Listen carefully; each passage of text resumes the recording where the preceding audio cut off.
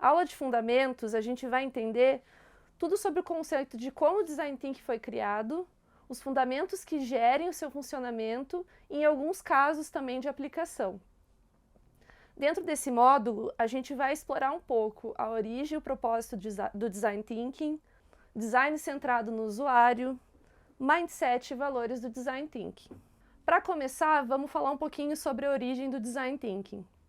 Aqui eu trago um pensamento que o Steve Jobs falou sobre o assunto. Design não é só sobre como a gente percebe ou alguma coisa se parece. Ela também é sobre como ela funciona. E isso fala muito sobre o pensamento que o Design Thinking tenta trazer.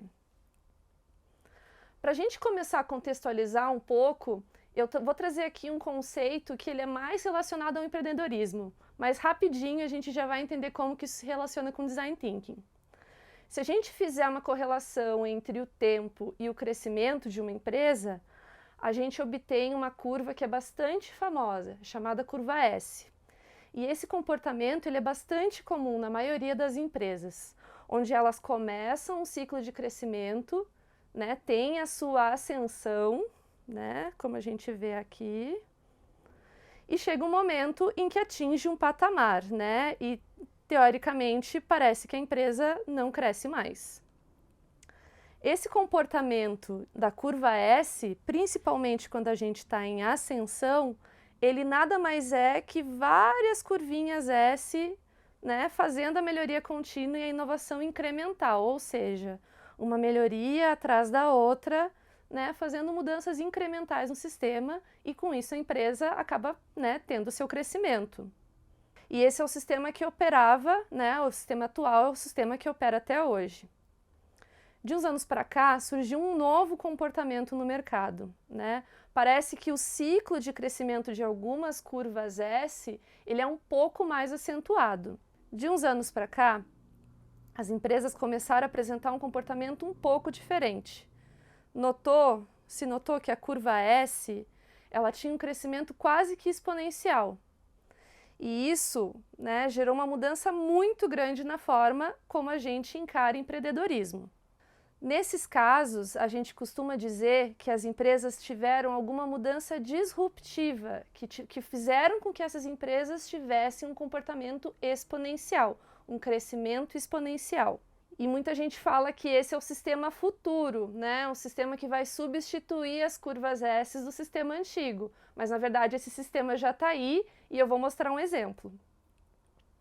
Aqui é meramente ilustrativo, a gente tem um exemplo, né, da comparação da curva S da Kodak versus a curva S da Apple.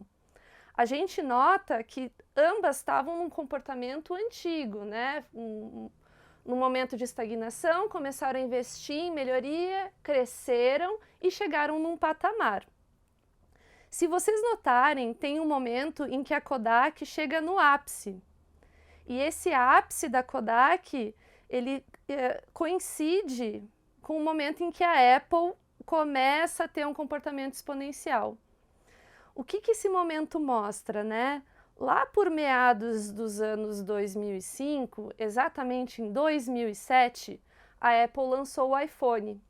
E o iPhone, por mais que não tivesse nenhuma correlação com a Kodak, que é uma empresa que na época era responsável por fazer revelação de imagens fotográficas, ela teve uma importância muito grande no que aconteceu com a Kodak depois.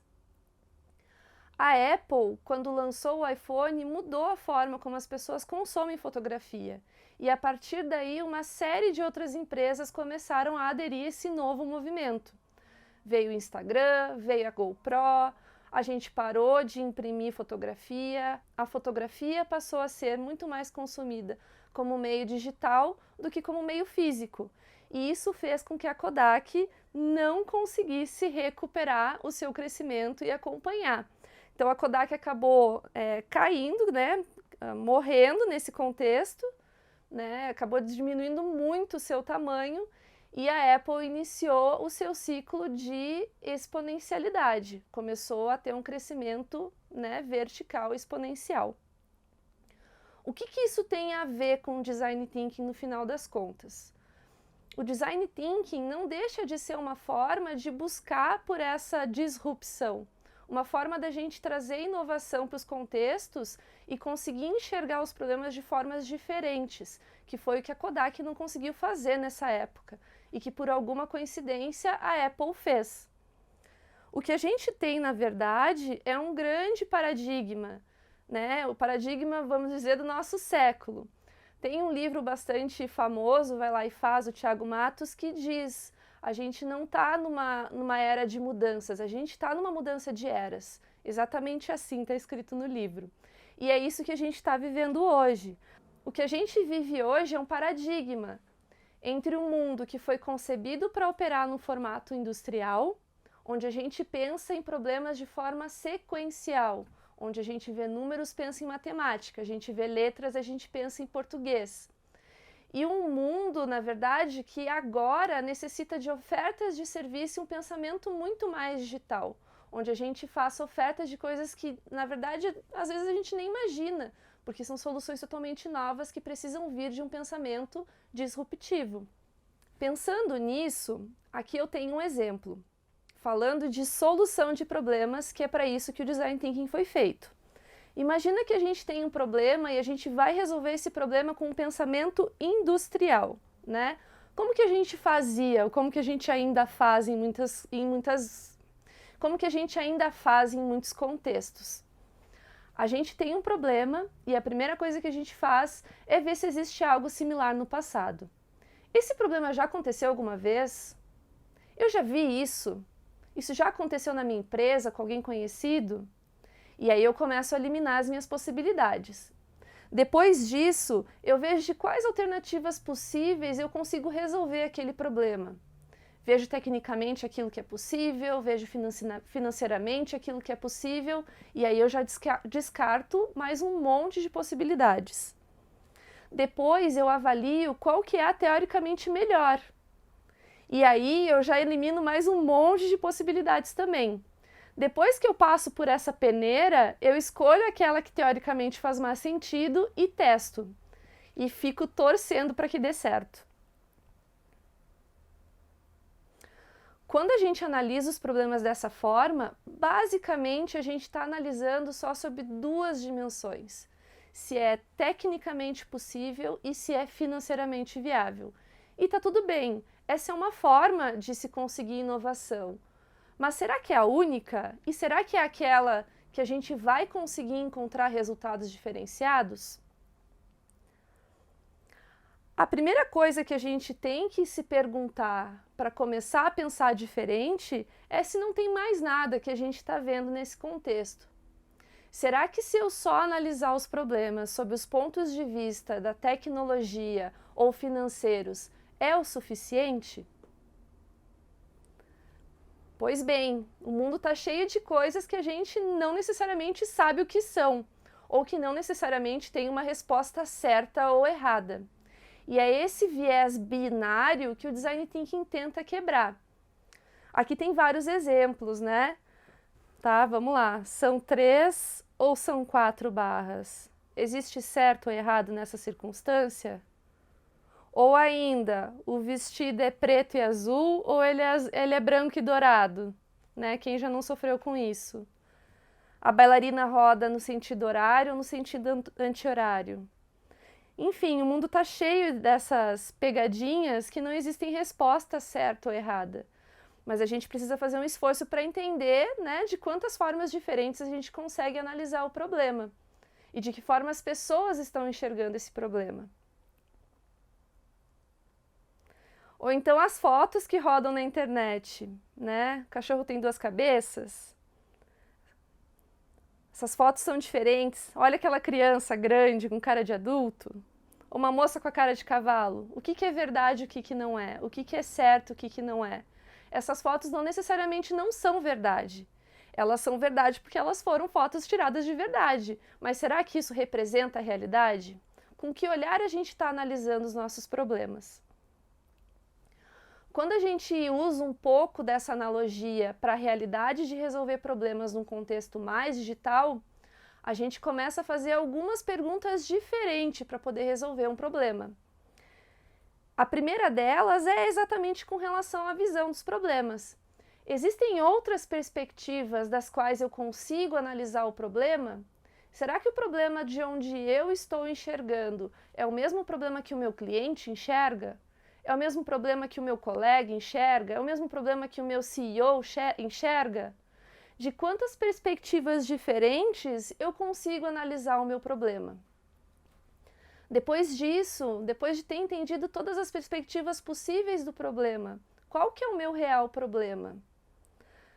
O que eu estou tentando de fato resolver? De quem que é o problema? O problema é meu mesmo? O problema é do meu cliente? De quantas formas é possível solucionar esse problema real que eu indiquei? Eu não excluo nada, eu vou criando possibilidades e analisando aquilo que realmente faz sentido para a situação que eu estou analisando. E aí, a última etapa, eu testo algumas hipóteses, eu não excluo. E eu não fico torcendo para que dê certo no final, porque se não der certo não tem problema, eu testo uma nova hipótese até achar aquilo que faça sentido. Aqui eu tenho um exemplo para a gente testar um pouco esse mindset, e aí eu queria te convidar a tentar resolver esse problema. Olhando para essa figura aqui, um desafio que foi proposto pela Intel há uns anos atrás. Qual que é o valor de X? Difícil, né? A gente olha para os números e geralmente a gente tende a fazer contas, porque nós somos ensinados assim. Na escola a gente via número, a gente relacionava com conta. Mas será que o problema aqui é matemático e lógico? De quais perspectivas eu consigo analisar esse problema? Será que só da perspectiva de matemática vai ser o suficiente? Vamos testar mudar a perspectiva desse problema. Se eu virar a imagem e tentar analisar o problema da perspectiva do motorista do carro que está tentando estacionar, será que a resposta não fica um pouco mais óbvia? Você conseguiu chegar nessa resposta? Conseguiu chegar nessa lógica? Pois bem, o Design Thinking diz que se a gente gastar ou investir mais tempo explorando os problemas, as respostas e as soluções elas vêm quase que de maneira automática. E é isso que esse exemplo mostra. E a grande chave disso é inserir uma dimensão nova dentro da análise de problemas. A gente não exclui analisar se é tecnicamente possível e se é financeiramente viável. A gente simplesmente insere uma dimensão nova. A gente passa a olhar também se o que a gente está procurando solução, o que a gente está ideando, as soluções para os problemas que a gente está buscando, elas são humanamente desejáveis. E dizem, né, que é exatamente nesse miolinho aqui que a gente encontra soluções disruptivas, soluções que realmente vão trazer valor para o nosso usuário ou para quem quer que seja. Bom, Design Thinking fala disso, sobre trazer inovação sob a perspectiva de alguém, sob a perspectiva de um usuário, de alguém real. Se a gente conversar com pessoas que deram origem para o Design Thinking e for atrás de referências, essa é uma frase aqui que é bastante célebre, que foi dita pelo Tim Brown, que é um dos fundadores da IDEO. O que ele diz? Que o Design Thinking é uma abordagem baseada no ser humano que ajuda a trazer inovação através de um kit de ferramentas de design que ajuda a integrar as necessidades das pessoas, as possibilidades de tecnologia e os requisitos para sucesso nos negócios. De novo, né, a gente une possibilidades de tecnologia, se é financeiramente viável, então os requisitos de negócio e principalmente traz o olhar humano, né? Alguém precisa daquela solução, alguém deseja, alguém está buscando solucionar algo com aquilo. Um pouquinho de histórico, né, de onde surgiu o Design Thinking, aqui tem uma timeline que fala mais ou menos a ordem como as coisas aconteceram. A primeira vez que a gente começou a falar sobre conceber coisas novas foi lá com o Herbert Simon, quando ele escreveu o livro A Ciência do Artificial. E aí ele fala que o ser humano, né, ele começou a adaptar a sua realidade para solucionar os problemas que tinha, né? E é a ciência dessa coisa artificial que o ser humano foi criando para resolver os seus problemas. Depois disso, a gente começou a falar sobre os problemas encantados, problemas perversos, os wicked problems, né, que são aqueles problemas extremamente complexos. E dizem que esses são os problemas bons de se resolver com Design Thinking, que também tem bastante contribuição dentro do contexto da geração Design Thinking. O Victor Papanek, depois, lá pelos anos 80, falou do design para o mundo real. A gente começar a buscar coisas que realmente façam sentido para as pessoas, e não só com um apelo visual ou com apelo emocional, mas também funcional. A primeira vez que, de fato, o termo Design Thinking foi cunhado, foi utilizado, foi com Peter Ho. O Peter Ho escreveu sobre como que as cidades deveriam ser se elas tivessem sido pensadas para as pessoas. Porque as cidades, né, enfim, hoje não são pensadas para as pessoas. E aí, nesse livro, ele fala sobre Design Thinking nesse contexto de pensar cidades para as pessoas. Meados ali dos anos 90, ainda falando de Wicked Problems, os problemas encantados, amaldiçoados, né, no Design Thinking pelo Richard Buchanan. E aí lá no início dos anos 2000 é que surgiu o movimento do Design Thinking pensando nos negócios, saindo um pouco do contexto do negócio e entrando para qualquer conceito, né, com o Tim Brown e com os irmãos Kelly e os fundadores da IDEO, entre outras entidades que começaram a estudar mais a fundo o assunto e trazer esse pensamento do design para qualquer realidade e solução de problemas. Se a gente pensar em design, aqui tem um exemplo clássico, né? Um exemplo super clássico, né? O design, na verdade, ele não fala sobre fazer coisas bonitas e com apelo emocional. Design, na verdade, na etimologia da palavra, fala sobre projeto, né? Sobre criar algo que faça sentido. E a união, né, do que é emocional com o que é funcional, na verdade, é aquilo que a gente acaba buscando. Então, não tanto para um lado, nem tanto para o outro, a gente buscar coisas que resolvam problemas, mas que sim atendam necessidades que tenham fundos emocionais. Aqui tem um bom exemplo de como a gente deve pensar em design e não ter preconceito com a palavra, né? Então, design fala, na verdade, sobre a gente pensar em tudo que faça sentido para solucionar um problema, para projetar algo. E quando a gente fala em projetar, é para alguém, sempre a finalidade de alguma pessoa que existe. A gente não pensa só no funcional, né? No limite do design. A gente precisa pensar no funcional, a gente precisa pensar na funcionalidade, no desejo, se a pessoa quer aquilo. E isso vai fazer com que a solução seja uma solução de sucesso, uma solução que realmente traga valor para alguém. Muito bem, né? Por hoje a gente termina por aqui.